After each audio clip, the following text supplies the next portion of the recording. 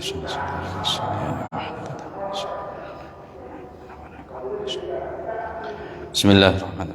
Assalamualaikum warahmatullahi wabarakatuh. Rasulullah Nabi Muhammadin sallallahu alaihi wasallam wa ala alihi wa sahbihi ajma'in wa ali arwahi abaihi minal anbiya wal mursalin wa syuhada was salihin wal ulama'il 'amilin wa ala jami'i silsilatil Qur'anil 'azim wa jami'i arwahi abaina wa ummahatina wa jaddatina wa jaddina wa masyaykhina wa masyaykhina wa man habbana min 'alaina wa jami'il muslimina wa muslimat wa al-ahya'i minhum. Al-Fatihah. A'udzu billahi minasyaitonir rajim. Bismillahirrahmanirrahim. Alhamdulillahi rabbil alamin arrahmanir rahim maliki yaumiddin. Musta'in. Ihdinas siratal mustaqim siratal ladzina an'amta 'alaihim waladdallin. Bismillahirrahmanirrahim. Qala al-mu'allif rahimahullah wa nafa'ana bihi wa bi 'ulumihi fid dharain amin. Bismillahirrahmanirrahim. Wa amma kutubu tafsiril Quran, okay. Adapun menyentuh membawa kitab-kitab tafsir Quran, okay. Kemarin kan pembahasan tentang Quran, mushafnya langsung. Nah sekarang kitab-kitab tafsir. Kitab tafsir niku macam-macam. Yang sering kita ketahui apa? Tafsir apa? Hah? Tafsir mimpi kok. Tafsir mimpi sana jangan. Jadi terjemah, okay. Terjemah Quran itu, terjemah Quran itu juga termasuk tafsir. Tapi singkat. Tafsir singkat, tafsir secara bahasa ngoten gampang. Jadi terjemah Quran itu ya tafsir. Tafsir menafsirkan kata-kata Al-Qur'an. Pun. Adapun kalau kita menyentuh tafsir Quran, okay. Fa in kana mongko lamun ana apa Al-Qur'anu fiha ing dalem kutub iku aksaru, okay. Aksaro luwih akeh min ghairihi saking liyane Quran, haruma mongko haram apa masuha nyekel kutub wa hamluha lan nggawa kutub. Jadi kalau Qurannya, maksudnya ayat-ayat Qurannya lebih banyak daripada keterangannya, daripada penjelasannya, daripada maknanya, daripada artinya, maka tetap, okay, tetap haram karena mayoritasnya masih Quran, bukan tafsir. Wa in kana lamun ana apa ghairuhu liyane Quran iku aksaru luwih akeh. Kama kaya perkara huwa kang utawi ma iku al-ghalibu mayoritas kang nglindi fa fiha mongko iku ing dalem napa jenenge si kutub. Kutub salah satu aujuhin ana telu pira-pira wajah asohuha utawi kang sahih wajah utawa salasa iku la yahrumu ora haram pun. Tapi kalau tafsirnya lebih banyak daripada ayat Qur'annya maka jelas ndak haram. Oke, tadi sampean seumpama Al-Fatihah. Ya Al-Fatihah. Kemudian jenengan jelaskan Al-Fatihah itu ini sampai 3 lembar penjelasan Fatihahnya. Itu lebih banyak daripada Qur'annya, maka itu tidak apa-apa dipegang meskipun tidak punya wudu, meskipun dalam keadaan berhadas, tidak apa-apa. Tidak haram.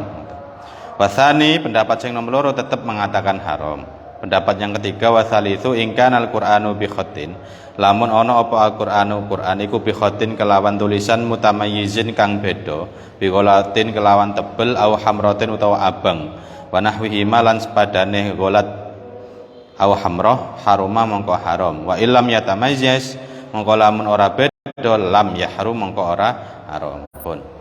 Tapi kalau kata yang pendapat ketiga, pendapat pertama kan ngomong ndak apa. Tidak haram. Yang kedua haram. Yang ketiga diperinci. Kalau tulisan Qur'annya dibedakan dengan tulisan tafsirnya maka haram. Contoh, seumpama Qur'annya dicetak tebal, fontnya tebal, tebal, atau fontnya pakai warna merah sedangkan penjelasannya pakai warna hitam. Nah itu kata pendapat yang ketiga tetap haram. Tapi yang paling sahih tidak haram, Pun. Jadi terjemah itu juga termasuk tafsir. Tidak haram selama terjemahannya lebih banyak daripada ayat Qur'annya. Kalau terjemahannya sedikit, itu jelas seperti tadi tetap haram pun. Kultu ngucap sapa ingsun, maksudnya pengarang kitab ini. Wa yahrumu lan haram apa masu nyekel.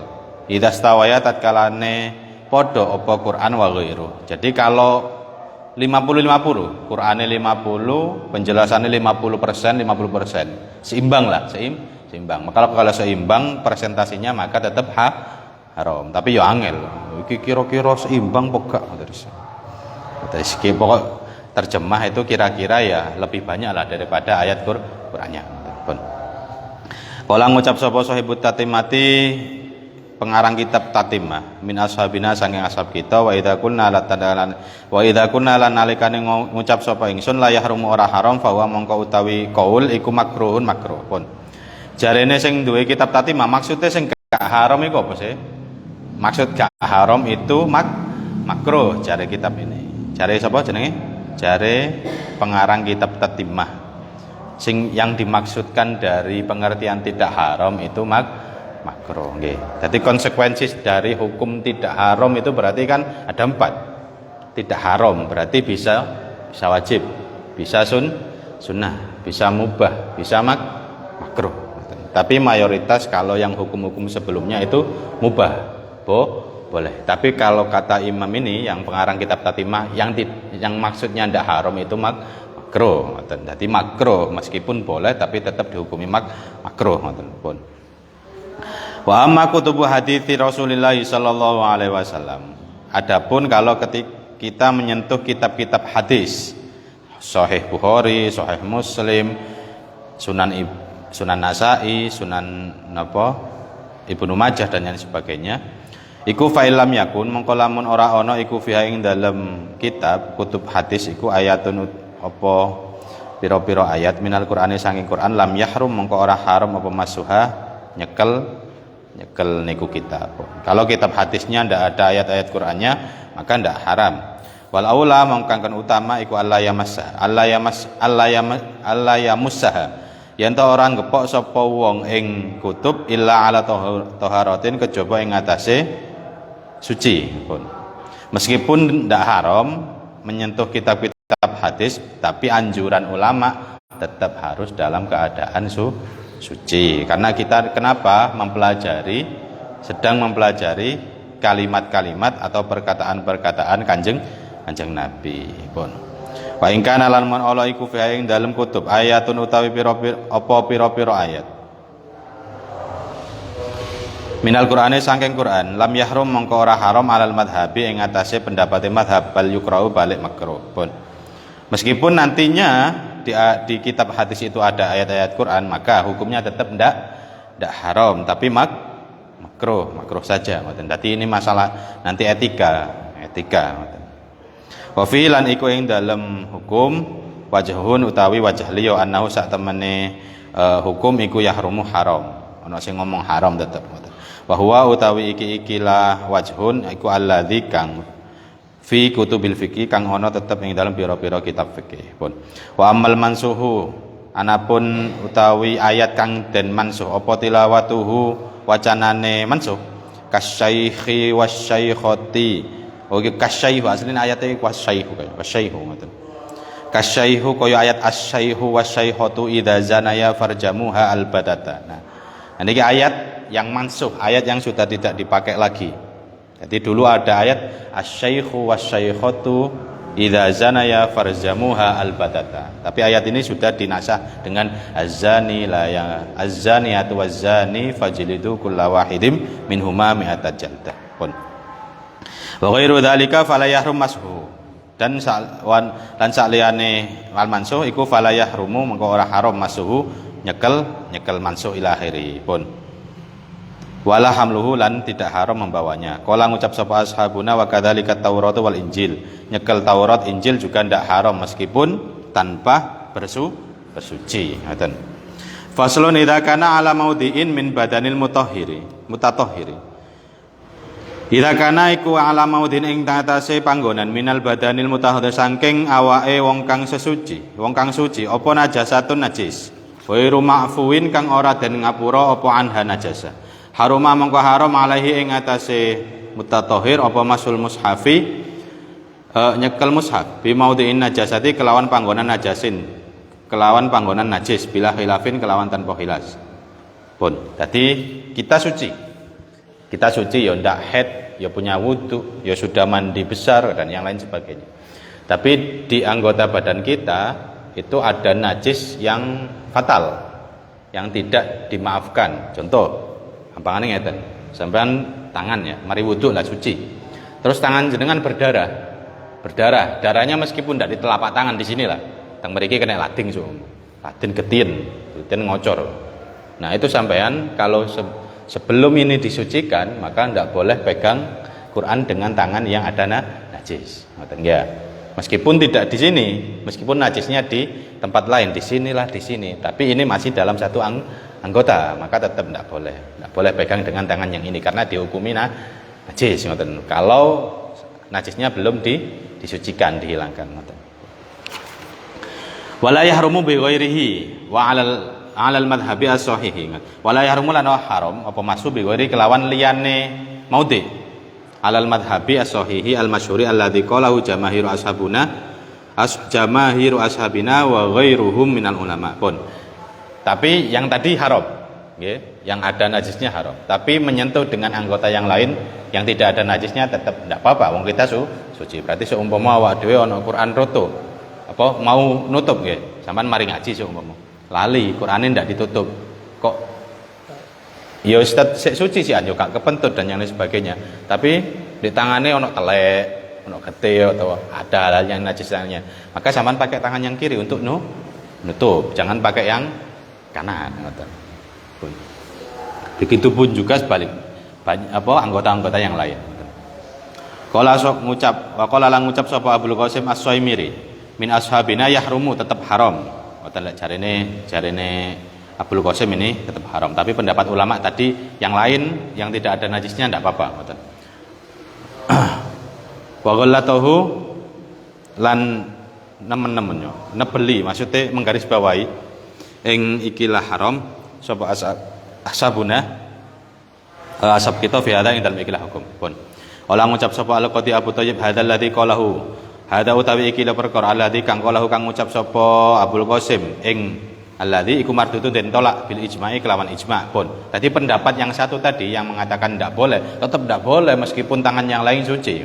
Itu tertolak dengan kesepakatan mayoritas yang lainnya. Jadi kalau ada pendapat 10 orang ngomong boleh, kemudian ada satu orang yang tidak boleh, yang satu ini kalah dengan yang 10. Tadi yang tetap boleh.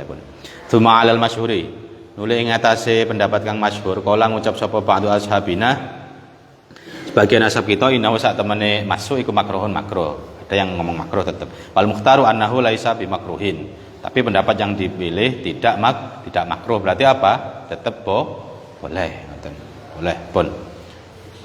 Faslun man utawi sapane wong lam yajid ora nemu sapa man ma'an ing banyu fatayammama. Mongko tayammum sapa man. Tayammum sapa? Fatayammama mongko tayammum sapa man. Haitsu yajuzu ing dalam sekirane wenang lahu kedue man apa tayammum yajuzu wenang lahu kedue man apa masul mushafi ngepok mushaf.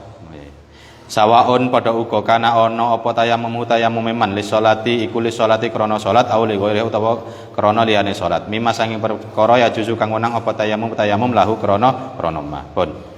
Jadi seumpama kita tidak menemukan air, nggih, tidak menemukan air kate salat atau kate ngaji lah, maka tetap boleh tayammum. Jadi sampean coba Pak Sari kekeringan. Nah sampean posisi pingin ngaji, pingin maca Quran, tayammum, enggak apa-apa, tayammum. baik dia tayamumnya untuk sholat atau yang lain. Jadi seumpama jenengan lek bayang gak ono banyu teng mriki kan angel. Gampangnya loro lah. Sakit yang oleh dokter tidak boleh kena air. Berarti sampean untuk sholatnya harus tayamum. Duduk gak sholat. Ya. Kadang wong-wong iku loro gak oleh nyekel banyu malah gak sembahyang. Tayamum.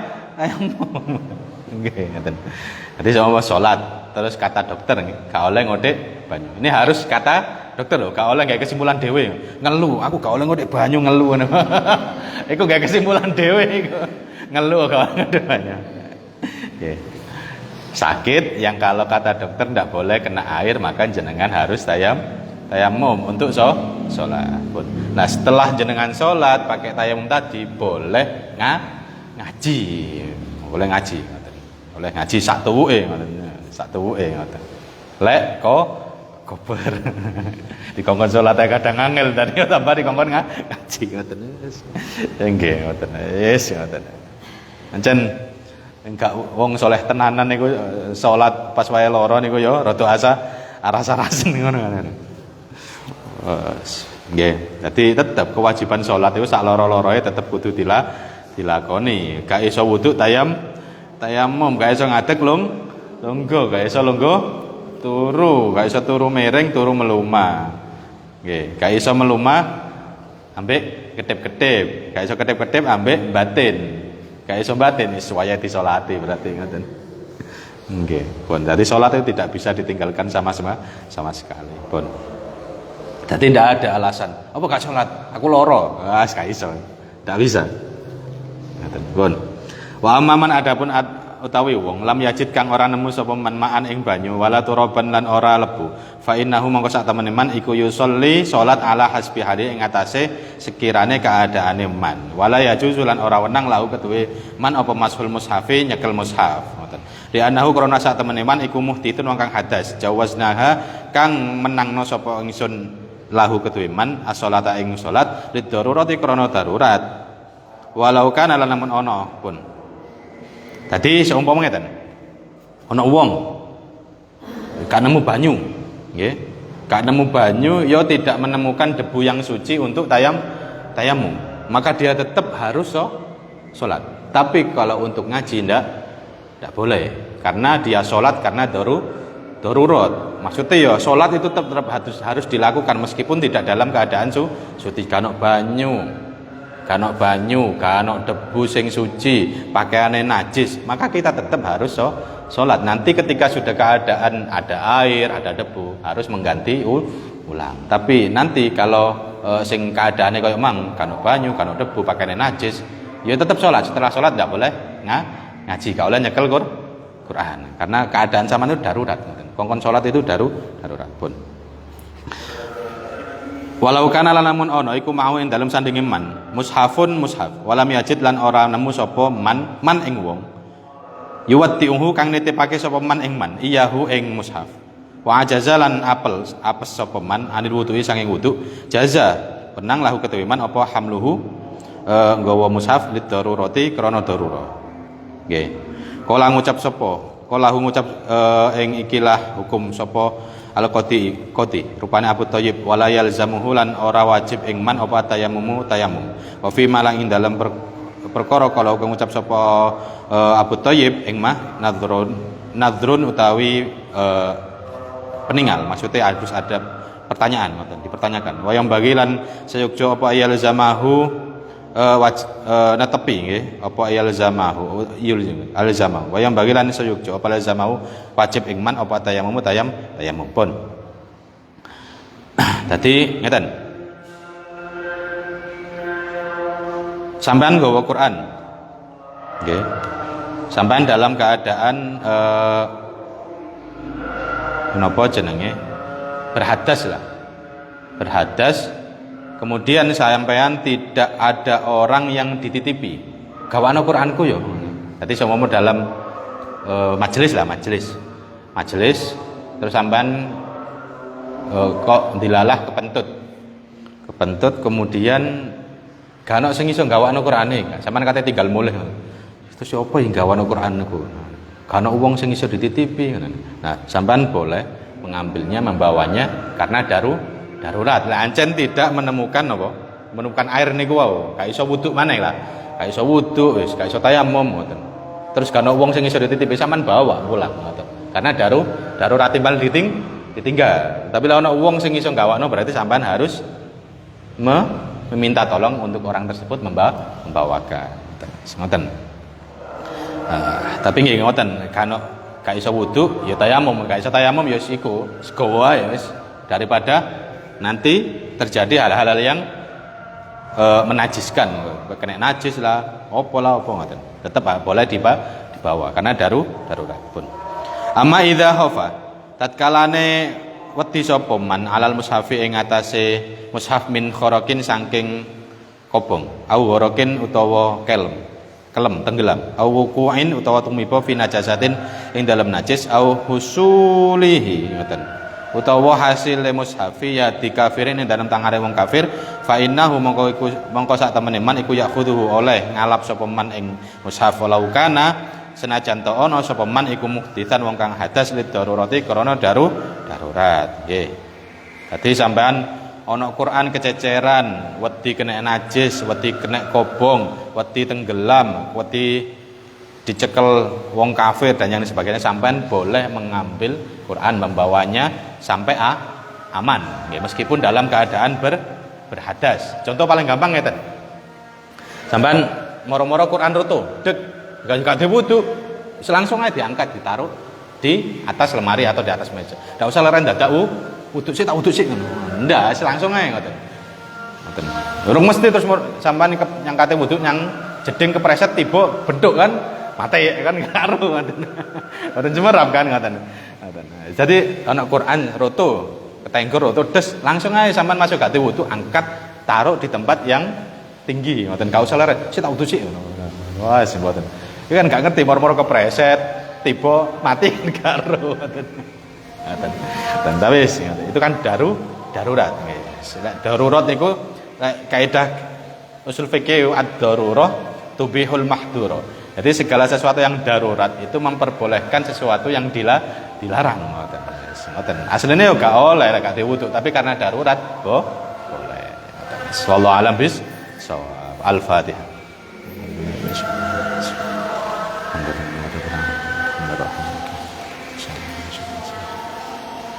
Assalamualaikum warahmatullahi wabarakatuh.